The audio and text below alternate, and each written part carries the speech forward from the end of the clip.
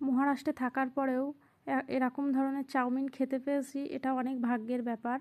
কারণ এটা মানে দেশের থেকে নিয়ে আসা, আমার ফ্যামিলি এসেছিলো তার জন্য নিয়ে এসেছিলো।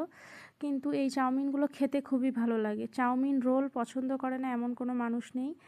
দুঃখের মধ্যে দুঃখ হলো মহারাষ্ট্রে চাউমিন পাওয়া যায় যেগুলো মোটা মোটা নুডলস বলে হয়তো, যতটুকু ধারণা, সেইগুলো পাওয়া যায় বেশি, কিন্তু এই সরু চাউমিনগুলো পাওয়া যায় না। আর একটা কথা বলার আছে আমার একটা ফেসবুক পেজ নষ্ট হয়ে যাওয়ার কারণে নতুন করে আমার এই পেজটা শুরু করতে হয়েছে।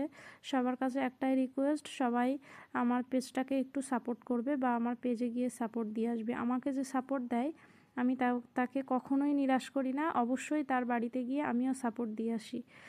আজকে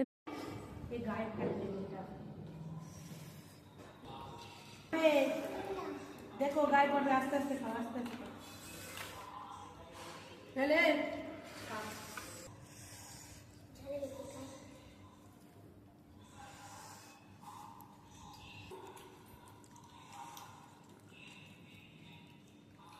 ছোটটা তোমারও লে নিচ্ছে।